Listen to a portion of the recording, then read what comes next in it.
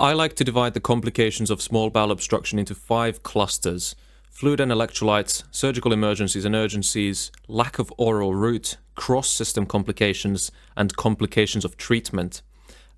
Please note this is not a clinical guide, this is just how I like to think about it, and I hope that by the end of this video you will be able to use these categories to better remember some of the complications of small bowel obstruction.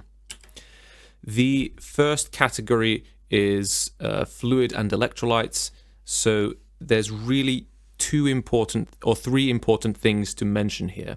The first is the hypovolemia and AKI sequence.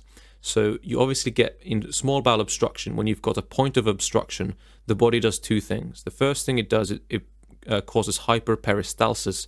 So the bowel contracts against the obstruction to try to relieve it intrinsically. And the second thing it does is it causes vomiting. So the vomiting relieves the pressure above the point of blockage and helps prevent edema and may help relieve the obstruction. The other thing that happens is something called third spacing. So this is where fluid accumulates in the bowel lumen and indeed extracorporeally when the patient vomits, and in the bowel wall itself. And the combination of vomiting and third spacing can lead to a hypovolemic hemodynamic state, which can lead to AKI, hypovolemic shock, the whole thing.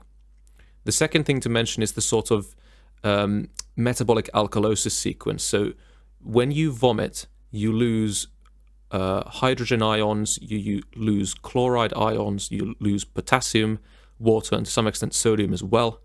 And what also happens is in hypovolemia, you get renal compensation of hypovolemia through activation of the RAS pathway. And the aldosterone causes retention of sodium and water at the expense of hydrogen ions and potassium and chloride ions. And the combination of vomiting and the renal compensation of hypovolemia can lead to hypochloremic, hypokalemic metabolic alkalosis, which is the sort of classical VBG picture that you may see in someone with SBO. And as a third point, I want to say that beware the SBO patient with acidosis or high lactate, because acidosis, metabolic acidosis, or a high lactate is not something that you expect in otherwise uncomplicated small bowel obstruction. So this should alert you to the fact that something else could be going on, whether it's a gastrointestinal complication like ischemia or a non-gastrointestinal complication like diabetic ketoacidosis. The second cluster is surgical emergencies and urgencies. So this is a sort of sequence of events that could happen in the gastrointestinal tract itself. The first thing is closed loop obstruction. So the concept of closed loop obstruction is when you've got 2 transition points, so 2 points of obstruction, but the more proximal of the 2 transition points lets a little bit of contents through, and the second point lets through nothing.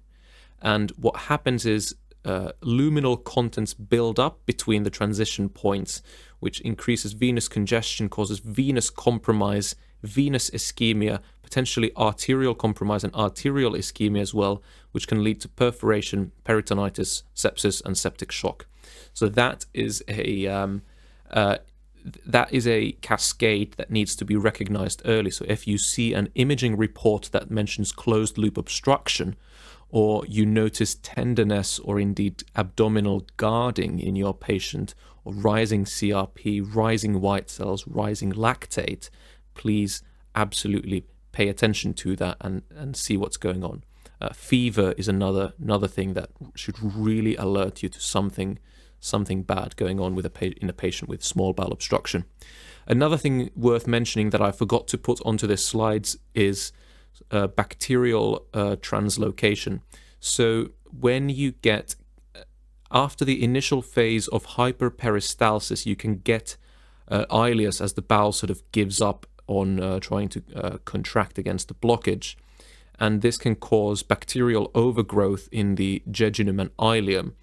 And if that's combined with a bit of venous congestion, this can cause the bacteria to translocate through the bowel wall and cause bacteremia, septicemia, and the whole sepsis and septic shock through a different pathway. So that's also worth knowing about. Next, let's talk about the absence of oral route, and this has two fundamental implications. One is that the patient can't eat, and the second is that the patient can't take their medications. When a patient can't eat, they can become hypoglycemic and deconditioned, and they can also develop refeeding syndrome if the lack of oral intake is prolonged and the normal diet is resumed too abruptly.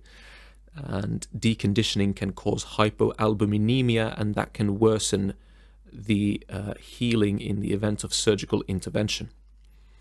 The second category of problems associated with not having an oral intake is that the patient can't take their medications. And this is a list of sort of conditions and medications in which this might be a problem. So if the patient can't take anticoagulants for AF or DVT or PE, that's going to be a problem, and that needs to be addressed.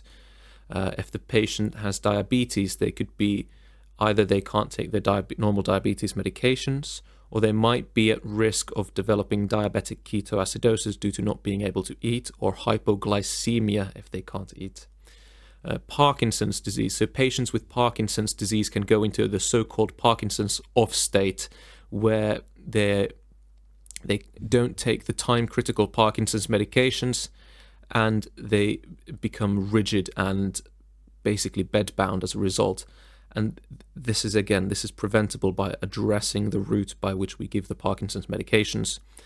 Epilepsy. So if patients are on anti-epileptics, then that needs to be addressed. And corticosteroids, please remember that corticosteroids can cause physiological dependence on the exogenous corticosteroid, and abruptly stopping corticosteroids due to the lack of an oral route can precipitate an Addisonian crisis.